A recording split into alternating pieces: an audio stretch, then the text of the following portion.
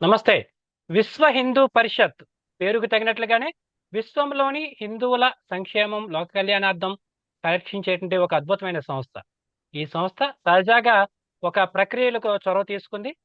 తెలుగు రాష్ట్రాల్లోని దేవాలయాలకు స్వతంత్ర ప్రతిపత్తి కల్పించాలని కోరుతూ ప్రధానమైన రాజకీయ పార్టీలకి వినతి పత్రాలను సమర్పించడం జరిగింది. ఈ ప్రక్రియలో ఎటువంటి చొరవ జరుగుతోంది? దీనికి ఉద్దేశ్యం ఏంటి? దీని యొక్క భవిష్యత్తు లక్ష్యాలేంటి? ఉపయోగాలేంటి? అనే విషయాలు మనతో చర్చించేందుకు క్షేత్ర అంటే 2 తెలుగు రాష్ట్రాలకు సంబంధించినటువంటి బాధ్యత చూస్తున్నటువంటి క్షేత్ర కార్యదర్శి తనికెళ్ళ రవికుమార్ గారు మనతో ఉన్నారు. జీ నమస్తే అండి. నమస్కారం అండి. జీ విశ్వ హిందూ పరిషత్ తరపున ప్రధానమైనటువంటి రాజకీయ పార్టీలకు మీరు వినతి పత్రాలు సమర్పించారు. ఏంటి ఈ వినతి పత్రాల్లో ఏం చెప్పి అడుగుతున్నారు మీరు? అందులో ఉన్నటువంటి కంటెంట్ ఏంటి? మీ ఉద్దేశ్యం ఏంటండి? ఈ ప్రక్రియను ఎందుకు తీసుకున్నారు? ఇది విశ్వ హిందూ పరిషత్తు జాతీయ కార్యక్రమంలో భాగంగా హిందూ దేవాలయాల స్వయం ప్రతిపత్తి ఉద్యమాన్ని ప్రారంభించింది. దీనికి సంబంధించినటువంటి కార్యక్రమం గత 15 సంవత్సరాలుగా దీన్ని కొనసాగిస్తూ సుప్రీంకోర్టు యొక్క సీనియర్ న్యాయవాదులతో, హైకోర్టు రిటైర్డ్ జడ్జిలతో, అనేక మంది ఆగమ పండితులతో, పూజ్య పీఠాధిపతులతో, ధార్మిక నేతలతో ఒక విస్తృతమైనటువంటి కమిటీని ఏర్పాటు చేసి భారతదేశంలో ఉన్నటువంటి 14 రాష్ట్రాల్లో ఉన్న ఈ దేవాలయాల మీద పరిశీలన చేయడం జరిగింది. ఈ పరిశీలన చేసిన తర్వాత హిందూ దేవాలయాలు ఎదుర్కొంటున్న సమస్యలను గుర్తించడం జరిగింది. హిందూ సమాజము దేవాలయాల నిర్వహణకు దూరంగా ఉండి ఇది ప్రభుత్వ యంత్రాంగం నిర్వహించే కార్యక్రమంగా మారిన కారణంగా ఇవాళ హిందూ ధర్మ ప్రచారం కొనసాగించడంలో ఎదురవుతున్న సమస్యల్ని గుర్తించింది. అదే సందర్భంలో హిందూ దేవాలయాలు తమ యొక్క ఆదాయాన్ని కోల్పోతున్న విషయాన్ని, హిందూ దేవాలయాల యొక్క ధర్మ ప్రచారంలో వెనకబడుతున్న విషయాన్ని, వీటన్నిటిని గుర్తించిన తర్వాత బ్రిటిష్ గవర్నమెంట్ సమయంలో తీసుకొచ్చినటువంటి యాక్ట్ ఏదైతే ఉన్నదో దాని కొనసాగింపుగా 1951లో ఉమ్మడి మద్రాసు రాష్ట్రంలో మనం ఉన్నప్పుడు చేసినటువంటి యాక్ట్ కొనసాగిస్తూ 1979లో ఆంధ్రప్రదేశ్ ఏర్పడిన తర్వాత ప్రభుత్వం యాక్ట్ చేసింది. ఆ తర్వాత 1987లో ఇప్పుడు ఉన్నటువంటి ఎండోమెంట్ యాక్ట్ ఆంధ్రప్రదేశ్లో ప్రారంభమైంది. అంటే స్వతంత్రం వచ్చి సుమారుగా 78 సంవత్సరాలు పూర్తవుతున్నా హిందూ దేవాలయాలకు మాత్రం స్వతంత్రం అన్నది కనుచూపు మేరలో కనిపించని పరిస్థితి హిందూ సమాజం ఎదుర్కొంటున్నది. కాబట్టి దీని నుంచి హిందూ సమాజాన్ని, హిందూ ధర్మాన్ని కాపాడుకోవాలి అనే ఉద్దేశంతో విశ్వ హిందూ పరిషత్ కేంద్రీయ సమితి ఒక నిర్ణయం తీసుకుని ఏ విధంగా అయితే అయోధ్య రామ జన్మభూమి ఉద్యమం పట్ల అకుంఠిత దీక్షతో భారతదేశం అంతా కూడా ఏ విధంగా అయితే కార్యక్రమాన్ని నిర్వహించిందో అదే సందర్భంలో యావత్ భారతదేశంలో కూడా హిందూ దేవాలయాల స్వయం ప్రతిపత్తి మహోద్యమాన్ని ప్రారంభించింది విశ్వ హిందూ పరిషత్. ఈ జాతీయ కార్యక్రమంలో భాగంగా మన ఆంధ్రప్రదేశ్లో జనవరి 5వ తేదీన ఈ సంవత్సరం హైందవ శంఖారావం పేరుతో ఒక విరాట్ హిందూ సమ్మేళనాన్ని నిర్వహించడం జరిగింది. ఈ సభ తీర్మానం చేసింది హిందూ దేవాలయాలకు ప్రభుత్వాలు స్వయం ప్రతిపత్తిని కల్పించాలి అని. ఇందులో భాగంగా గతంలోనే మన ఆంధ్రప్రదేశ్ రాష్ట్ర ముఖ్యమంత్రి గౌరవనీయులు శ్రీ నారా చంద్రబాబు నాయుడు గారిని, అలాగే ఉప ముఖ్యమంత్రిగా ఉన్నటువంటి గౌరవనీయులు శ్రీ పవన్ కళ్యాణ్ గారిని కూడా కలవడం జరిగింది. కలిసి ఈ విషయాన్ని వారి ముందు ప్రస్తావన చేయడం జరిగింది. అదే సందర్భంలో కూటమిలో ఉన్నటువంటి మరొక ప్రధానమైనటువంటి పార్టీ భారతీయ జనతా పార్టీ అధ్యక్షుల వారిని కూడా కలవడం జరిగింది. అప్పుడు పురంధరేశ్వరి గారు, గౌరవనీయులైనటువంటి పురంధరేశ్వరి గారు ఆ రోజుని భారతీయ జనతా పార్టీ అధ్యక్షులుగా ఉన్నారు. వీరిని కలవడం జరిగింది. ఏ సందర్భంలో హైందవ శంఖారావం చేస్తున్నామో ముందుగా వారికి తెలియజేయడం జరిగింది. ఆ తర్వాత హైందవ శంఖారావం నిర్వహణ జరిగింది. ఆ నిర్వహణ జరిగిన తర్వాత యావత్ హిందూ సమాజము ముక్త కంఠంతో చెప్పింది హిందూ దేవాలయాలకి స్వయం ప్రతిపత్తి కల్పిస్తూ చట్ట సవరణ చేయడము. రెండవది అది జరిగేలోగా 10 విషయాల పట్ల వెంటనే శ్రద్ధ చేసి చర్యలు తీసుకోవాలని చెప్పి ఒక 10 అంశాలను కూడా ఈ హైందవ శంఖారావం ప్రభుత్వాలకు తెలియజేయడం జరిగింది. అందులో ప్రధానంగా మొట్టమొదటి సభ ఆంధ్రప్రదేశ్లో జరిగింది. ఈ విధంగా భారతదేశం అంతా ఇది నిర్వహించడం జరుగుతుంది. అదే సందర్భంలో ఈ సంవత్సరం సెప్టెంబర్ నెల నుంచి యావత్ భారతదేశంలో ఉన్న అన్ని రాష్ట్రాల్లో ఉన్న ముఖ్యమంత్రులకి కూడా దేవాలయాల స్వయం ప్రతిపత్తి విషయాలు ఆయా రాష్ట్రాల్లో ఉన్న విశ్వ హిందూ పరిషత్ శాఖలు స్వయంగా కలిసి వారితో మాట్లాడి చట్ట సవరణ చేయమనేటటువంటి మెమోరాండం కూడా ఇవ్వాలనే కార్యక్రమాన్ని తీసుకోవడం జరిగింది. ఇది దీని ముందు జరిగినటువంటి పూర్వపీఠ. అయితే ఇప్పుడు ఈ హిందూ దేవాలయాల్ని ప్రభుత్వ నియంత్రణలోనే ఉంచొచ్చు కదా! ప్రభుత్వమే అట్లా నిర్వహించాలి కదా! అని చెప్పేసని సోషల్ మీడియాలో కూడా కొంతమంది కామెంట్స్ చేయడం అనేటువంటిది జరుగుతోందండి. ఎందుకని ఈ యొక్క దీని యొక్క ఈ ముఖ్యమైనటువంటి కారణంగా మనం ఏం చెప్పొచ్చు? కొన్ని ఏమైనా ఉదాహరణలు ఏమైనా ఉన్నాయా? దీనివల్ల కలిగేటువంటి అంశాల మీద? హిందూ దేవాలయాలు హ్మ్. ప్రభుత్వ చేతిలో ఉండడం కారణంగా సాధించినటువంటి ప్రగతి ఉంది. ఇవాళ లక్షల ఎకరాల భూములు కోల్పోయాం. అవును. వాస్తవం. ఇవాళ అనేక దేవాలయాలు నిత్య ధూప దీప నైవేద్యాలకు నోచుకోని పరిస్థితుల్లో ఆ దేవాలయాల యొక్క నిర్వహణ నుంచి ఎండోమెంట్ తప్పుకుంటున్న విషయాన్ని చూస్తున్నాం. ఆభరణాలు మాయమవుతున్న విషయాన్ని చూస్తున్నాం. హిందూ దేవాలయాల్లో అన్యమతస్తులు ప్రవేశించడాన్ని చూస్తున్నాం. దేవాలయ నిర్వహణ చేయవలసినటువంటి ట్రస్ట్ బోర్డులో రాజకీయ పునరావాస కేంద్రాలుగా తయారవడం చూస్తున్నాం. దేవాలయాల ఆదాయాలు అన్యాక్రాంతం అవుతున్నటువంటి విధానం చూస్తున్నాం. దేవాలయాలు ఒక వ్యాపార కేంద్రం అనే పద్ధతిలో నిర్వహణ చేయడం చూస్తున్నాం. అసలు ఏర్పడినటువంటి ఎండోమెంట్ డిపార్ట్మెంటే దేవాలయ ఆదాయము, ధర్మంపై ఆదాయము, దేవాదాయము, ధర్మాదాయము. కాబట్టి ఒకవైపు దేవుడి నుంచి ఎంత ఆదాయం వస్తుంది, ఎంత పెంచుకోవచ్చు అనేది ఆ శాఖ యొక్క లక్ష్యంగా మారింది. అలాగే ధర్మసత్రాలు, ధర్మ ఇన్స్టిట్యూషన్స్ ఏవైతే ఉన్నాయో వాటి నుంచి ఆదాయం ఎలా పొందగలుగుతాం అనేది రెండో వైపు. ఆదాయం ప్రధానంగా ఉన్న శాఖ ద్వారా హిందువులకు మేలు జరుగుతుందనుకోవడం భ్రమ. అందువల్ల హిందూ దేవాలయాలు హిందువులు నిర్వహించుకోవాలి. ఈ దేశంలో ఉన్నటువంటి, ప్రపంచంలో ఉన్నటువంటి ఏ మతమైనా ఆ మత సంస్థల్ని, ఆ మత ప్రార్థనా కేంద్రాల్ని ఆ మత పెద్దలే నిర్వహించుకుంటారు. కానీ విచిత్రమైన విషయం ఏంటంటే భారతదేశంలో హిందూ దేవాలయాలు హిందువులు కాకుండా ప్రభుత్వాలు నిర్వహిస్తాయి. అదే సందర్భంలో ఏదైనా ఒక నిర్ణయం చేయాల్సి వచ్చినప్పుడు మాది సెక్యులర్ ప్రభుత్వము, మేము హిందువులకు అనుకూలంగా నిర్ణయం తీసుకోలేమని చెబుతారు. కాబట్టి ఈ ద్వంద్వ నీతి నుంచి దూరం కావాలి. సెక్యులర్ ప్రభుత్వాలు దేవాలయాలతో పని లేదు. చర్చిల్ని, మసీదుల జోలికి వెళ్ళని ప్రభుత్వాలకు హిందూ దేవాలయాల జోలికి వచ్చేటువంటి అవసరం లేదు, అవకాశం కూడా లేదు. కాబట్టి హిందువులకి తమ దేవాలయాల్ని స్వేచ్ఛగా అప్పగించమని చెప్పి విశ్వ హిందూ పరిషత్తు ప్రభుత్వాన్ని కోరుతాం. విశ్వ హిందూ పరిషత్ ఏర్పాటైన తర్వాత తీసుకున్న ఒక అతిపెద్ద కార్యక్రమం కింద అయోధ్య ఉద్యమాన్ని చెప్తారండి. అయోధ్య ఉద్యమంలో కూడా బహుశా ఉత్తరప్రదేశ్ తర్వాత అత్యంత ఎక్కువ స్థాయిలో పాల్గొన్నది కూడా మన 2 తెలుగు రాష్ట్రాల కార్యకర్తలు, కరసేవకులు అని చెప్పేసని కూడా కొంతమంది పెద్దలు చెప్తుండగా కూడా విన్నాం. ఇప్పుడు అయోధ్య ఉద్యమం విజయవంతం అయిన తర్వాత విశ్వ హిందూ పరిషత్ ఆ స్థాయిలో సంకల్పించిన కార్యక్రమం కింద ఇది కనిపిస్తోంది.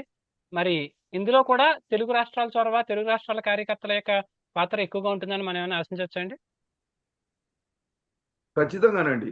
ఎందుకంటే అయోధ్య ఉద్యమంలో క్రియాశీలకంగా తెలుగువారు పాల్గొనడమే కాదు, ఆ రోజుని ప్రధానమంత్రిగా కూడా తెలుగువారే ఉన్నారు. కాబట్టి తెలుగువారు మరింత ఉత్సాహంగా ప్రధానమంత్రి చొరవ తీసుకోలేదనేటటువంటి భావం మనసులో ఉండడం వల్ల నిరసన వ్యక్తం చేస్తూ పెద్ద సంఖ్యలో పాల్గొన్నారు. 500 సంవత్సరాల ఆ సమస్యకి విశ్వ హిందూ పరిషత్ 1983లో ఉద్యమాన్ని స్వీకరించింది. 2024లో విగ్రహ ప్రతిష్ఠ పూర్తి చేసింది. కాబట్టి 500 సంవత్సరాల సమస్యని విశ్వ హిందూ పరిషత్తు 41 సంవత్సరాల్లో దానికి ఒక ఫుల్ స్టాప్ పెట్టింది. అదే విధంగా ఈవేళ అయోధ్య ఉద్యమం తర్వాత ఉన్నటువంటి అంశము హిందూ దేవాలయాల స్వయం ప్రతిపత్తి. కాబట్టి ఈ విషయంలో విశ్వ హిందూ పరిషత్తు దేశవ్యాప్త ఆందోళనలో భాగంగా విశ్వ హిందూ పరిషత్ ఈ కార్యక్రమాన్ని తీసుకుందన్నది మనం గుర్తించాలి. ఇప్పటికే ఉత్తరాఖండ్ లాంటి కొన్ని రాష్ట్రాలు, అలాగే మధ్యప్రదేశ్ చట్టాలు సిద్ధంగా ఉంది. అలాగే రాజస్థాన్ జరిగింది. దేవాలయాల స్వయం ప్రతిపత్తి కల్పించే చట్టాన్ని సవరణ చేశారు. కాబట్టి మన ఆంధ్రప్రదేశ్ లో కూడా ఈ విధమైన చట్ట సవరణ జరగాలనే హైందవ శంకరావం నిర్వహణ చేశాం మనం. అయితే విశ్వ హిందూ పరిషత్తు సంకల్పించినటువంటి ఈ యొక్క అంశం ఏదైతే ఉందో ఇది లోక కళ్యాణం కోసం, ముఖ్యంగా సమాజం అంతటికి ఉపయోగపడేటువంటి పని కింద మనకి కనిపిస్తుంది. మరి సమాజంలోని వివిధ వర్గాల్ని ఇందులో భాగస్వామ్యం చేయడం కోసం మీరు ఏమైనా కార్యాచరణ తీసుకుంటున్నారా? లేదంటే విశ్వ హిందూ పరిషత్తు లేదా ఒక 2-3 సంస్థల యొక్క కార్యక్రమం కింద ఉండిపోయేటువంటి అవకాశం ఉంటుంది కదా! ఈ విషయంలో మీకు ఎలాంటి చొరవ కనిపిస్తుందండి? అంటే ఉద్యమం విషయంలోనా, చట్టాన్ని రూపొందించే విషయంలోనా మీరు అనేది? చట్టాన్ని రూపొందించడం ప్రభుత్వాలు తీసుకుంటాయి. ఉద్యమం కానీ లేనట్లయితే కానీ ప్రభుత్వం మీద ఒత్తిడి తీసుకురావడం కానీ, ప్రభుత్వంలో కదలిక తీసుకురావడం కానీ ఇప్పుడు మన ముందున్నటువంటి ముఖ్యమైన కర్తవ్యంగా కనిపిస్తుంది కాబట్టి, దీని ప్రకారం ఈ ఈ అంశంలోనేననేది. మొన్న ప్రభుత్వం మీద ఒత్తిడి తీసుకురావడంలో భారతదేశంలో తీసుకున్న మొట్టమొదటి కార్యక్రమం విజయవాడలో జరిగిన హైందవ శంఖారావం. అవును. అద్భుతమైన ఈ కార్యక్రమం. కార్యక్రమానికి అన్ని వర్గాల నుంచి ప్రజలు వచ్చి పాల్గొన్నారు. ఆంధ్రప్రదేశ్లో ఎన్ని మండలాలు ఉన్నాయో అన్ని మండలాల నుంచి వచ్చి ప్రజలు పాల్గొన్నారు. అన్ని కులాల నుంచి వచ్చి పాల్గొన్నారు. మన గిరిజన బంధువులు స్వయంగా ఒక్కొక్కళ్ళు 1000 రూపాయల పైన ఖర్చు పెట్టుకుని స్వయంగా పాడేరు నుంచి, పార్వతీపురం జిల్లా నుంచి, అనేక జిల్లాల నుంచి వచ్చి, పశ్చిమ గోదావరి నుంచి, తూర్పు గోదావరి జిల్లా నుంచి కూడా వచ్చి పాల్గొన్నారు. అలాగే హరిజన బంధువులు, ఎస్సీ కమ్యూనిటీకి సంబంధించిన వాళ్ళు అనేక ప్రాంతాలు, అనేక జిల్లాల నుంచి వచ్చి పాల్గొన్నారు స్వయంగా. వేదిక మీద ఉపన్యసించిన వాళ్ళలో కూడా అన్ని వర్గాలకు సంబంధించిన వాళ్ళు ఉన్నారు. మనందరం చూసాం. మనం ఎస్టీ నుంచి, ఎస్సీ నుంచి కూడా, బీసీ నుంచి కూడా మాట్లాడిన పెద్దలను చూసాం మనం. కాబట్టి ఇది ఒక కులానికో, ఒక ప్రాంతానికో, ఒక వర్గానికో సంబంధించింది కాదు, యావత్ హిందూ సమాజానికి సంబంధించిన అంశము. అదే విషయంలో ప్రతి ఇంటిని మనం సంపర్కం చేశాము. 25 లక్షల గృహాలను సంపర్కం చేశాము. ప్రతి పంచాయతీని, ప్రతి గ్రామాన్ని సంపర్కం చేశాము. ఇంటింటికి వెళ్ళి కలిశాము. దాని ప్రభావమే హైందవ శంఖారావం సుమారుగా 5 లక్షల మంది పాల్గొనడం అనేది జరిగింది. అందరూ కూడా స్వయంగా వారి ఖర్చులు వారు భరించి వచ్చి ఆ కార్యక్రమంలో పాల్గొన్నారు. అంటే ఇది యావత్ హిందూ సమాజంలో ఉన్న కోరిక. ఇది అందరినీ ఏకత్రితం చేసి, ఆ రోజు ఏదైతే అయోధ్య ఉద్యమంలో వీటన్నిటికీ, కులాలకి, ప్రాంతాలకి, వర్ణాలకి, వర్గాలకి, రాజకీయాలకి, భాషలకి అతీతంగా అందరినీ ఏకత్రితం చేశాడు శ్రీరామచంద్రమూర్తి. అదే విధంగా ఇవాళ హిందూ స్వయం ప్రతిపత్తి కోసం, దేవాలయాల స్వయం ప్రతిపత్తి కోసం జరుగుతున్న ఈ ఉద్యమంలో అందరూ ఏకత్రితం అయ్యారు. ఇక్కడ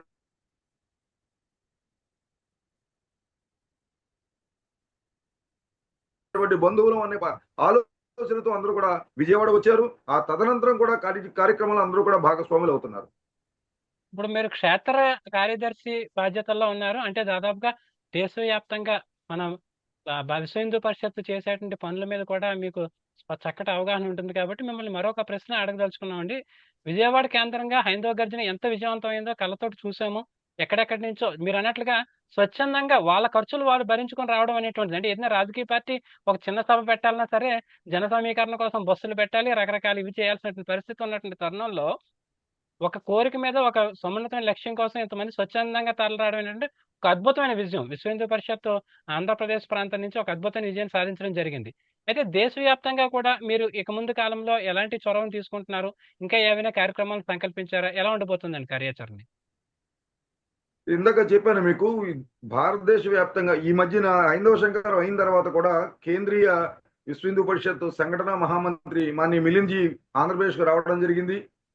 గౌరవనీయ ముఖ్యమంత్రి శ్రీ నారా చంద్రబాబు నాయుడు గారిని, గౌరవనీయ ఉప ముఖ్యమంత్రి శ్రీ పవన్ కళ్యాణ్ గారిని, గౌరవనీయ భారతీయ జనతా పార్టీ ఆంధ్రప్రదేశ్ శాఖ అధ్యక్షులు మాన్య శ్రీ మాధవ్ గారిని స్వయంగా కలవడం జరిగింది. వారు కలిసి నమూనా డ్రాఫ్ట్ యొక్క ప్రతిని వారికి అందించడం జరిగింది. హైందవ శంఖారావం తీసుకున్న నిర్ణయాల ప్రతిని, ఆ కార్యక్రమం యొక్క ఆల్బమ్ని వారికి అందించడం జరిగింది. ఒక వినతి పత్రం కూడా అందించడం జరిగింది.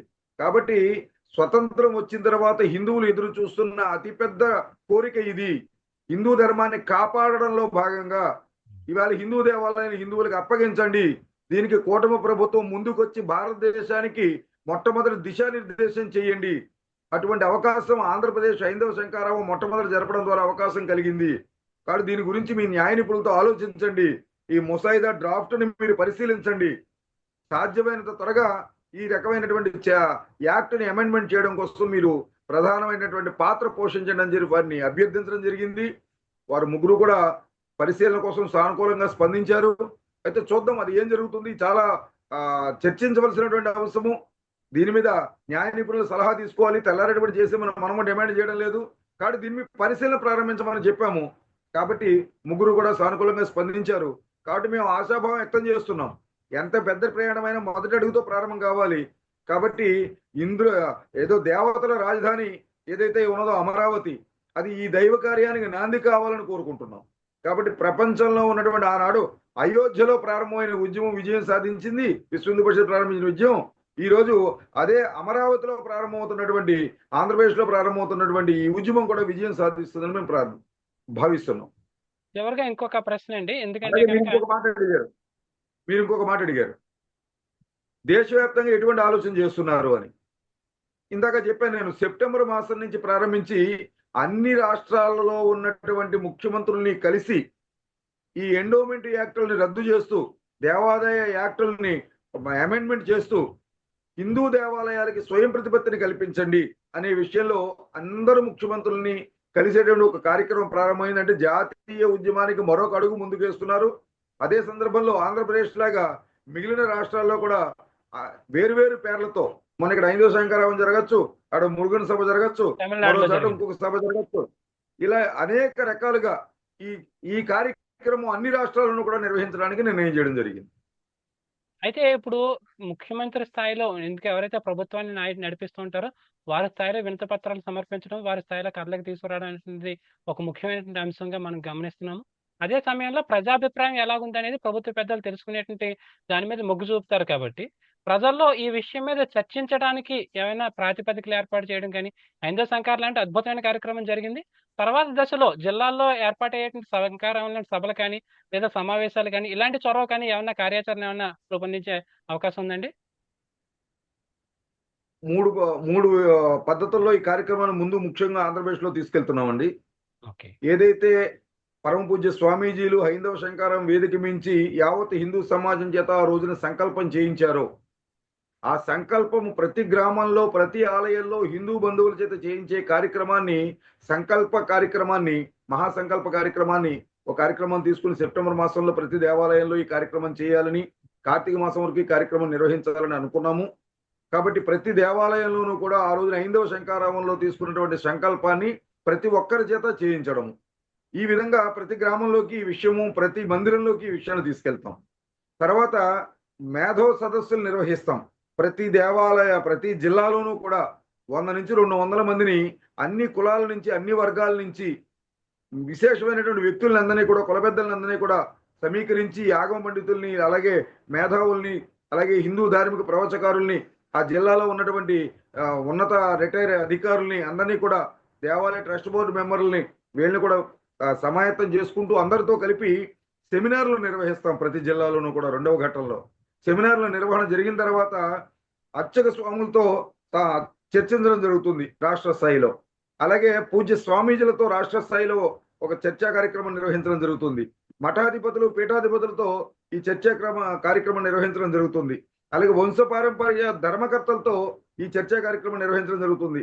ఇట్లా అనేక విభాగాలుగా సెమినార్లు, సమ్మేళనాలు నిర్వహించుకుంటూ చివరికి ప్రతి జిల్లాలోనూ కూడా ఈ విధమైనటువంటి హైందవ శంకారం వల్ల జిల్లా స్థాయిలో కూడా కార్యక్రమాలు నిర్వహిస్తూ యావత్ హిందూ సమాజానికి దీని విషయం పట్ల శ్రద్ధ కలిగేలాగా, దీని మీద దృష్టి కలిగేలాగా రాబోయే రోజుల్లో కార్యాచరణ ప్రణాళికని సిద్ధం చేసుకోవడం జరుగుతుంది. అయితే ఫైనల్ గా ఈ కార్యక్రమాన్ని ఎలా ముందుకు తీసుకెళ్తున్నారంటే, ఫైనల్ గా హిందూ బంధువులకి లేదన్నట్లయితే సమాజంలో అందరికీ కూడా తెలియజేసేటట్లుగా మీరు ఏమన్నా చెప్పదలుచుకున్నారండి? స్వతంత్రం వచ్చిన తర్వాత మనం ఏదైతే మనం స్వతంత్రం కోసం కోరుకున్నామో, బలిదానాలు చేశామో, దాని ప్రధానమైనటువంటి ఉద్దేశం నిర్వీర్యం అయిపోతున్నది. ఏ ఆంగ్లేయుల మీద పోరాటం చేసి స్వతంత్రం తెచ్చుకున్నామో, ఆ ఆంగ్లేయ బానిస మానసపుత్రులు తయారు చేసే క్రైస్తవం ఈ దేశంలో రోజు రోజుకి వేళ్ళు ఉనుకుంటోంది. మొఘలాయులకు వ్యతిరేకంగా పోరాటం చేసి స్వతంత్రం తెచ్చుకున్నామో, వాళ్ళ వారసుల చేతిలోకి ఈ దేశ జనాభా రోజు రోజుకి పెరుగుతూ ప్రాంతాల వాళ్ళ గుప్పిట్లోకి వెళ్లే పరిస్థితి తయారవుతున్నది.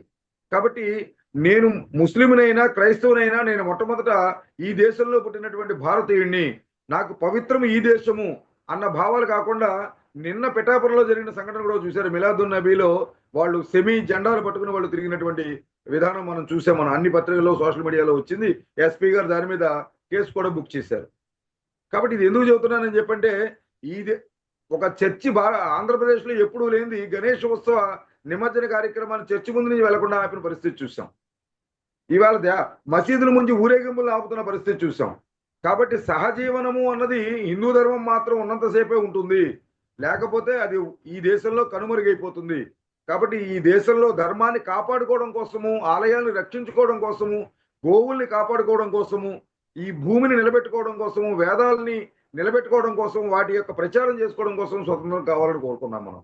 కాబట్టి ఒక్కొక్కటిగా అన్ని అంగాలకి దూరం అయిపోతున్నాం. కాబట్టి దేవాలయ వ్యవస్థ నిలబడితేనే ఈ ధర్మం నిలబడుతుంది. ఈ దేశానికి కిరీటమైనవి దేవాలయాలు. కాబట్టి ఈ దేవాలయాల ద్వారా సంస్కృతిని నిలబెట్టుకోవడము, సంస్కృతి ద్వారా సంస్కారాన్ని ప్రచారం చేయడము, సంస్కారం ద్వారా ఈ దేశం పట్ల నిష్టను పెంచడము, ఇవి ఈ దేవాలయాల కేంద్రంగా జరగాలి అంటే దేవాలయాలను కాపాడుకోవాలి. కాబట్టి దేవాలయాల రక్ష ప్రతి హిందువు యొక్క బాధ్యత కావాలి. కాబట్టి దీనికి అన్నిటికీ అతీతంగా అందరం ముందుకొచ్చి మన దేవాలయాన్ని మనం రక్షించుకోవడం కోసం మరోసారి ఉద్యమం రావాల్సి వస్తున్నందుకు సిగ్గుపడినప్పటికీ ఇది ఒక ధార్మిక స్వతంత్ర పోరాటంగా ప్రతి హిందువు భావించాలని, ఆ విధంగా ఈ దేవాలయ రక్షణ కోసం దేశవ్యాప్త ఆందోళనలో ప్రతి హిందువు భాగస్వామి కావాలని విశ్వ హిందూ పరిషత్ కోరుకుంటాం. విశ్వ హిందూ పరిషత్ పేరుకు తగినట్లుగానే విశ్వంలోని హిందువులందరి కోసం అట్లాగే లోక కళ్యాణార్థం పనిచేసేటువంటి సంస్థగా మనకి తెలుసున్నటువంటి విషయం. ఇప్పుడు అయోధ్య ఉద్యమం తర్వాత అంతటి భారీ స్థాయిలో సంకల్పించిన ఈ కార్యక్రమంలో మనమంతా కూడా ఇది ఎందుకంటే ఇది మన కోసం జరిగేటువంటి కార్యక్రమం కాబట్టి మనమంతా కూడా భాగస్వామ్యం అవుదాము. విశ్వ హిందూ పరిషత్ పెద్దల నాయకత్వంలో ముందుకెళ్దామని కోరుకుంటూ చక్కటి విషయాలు విశ్లేషించిన ధన్యవాదాలండి. నమస్కారం అండి. జై శ్రీరామ్. నమస్తే అండి. Mind Media, the voice of India.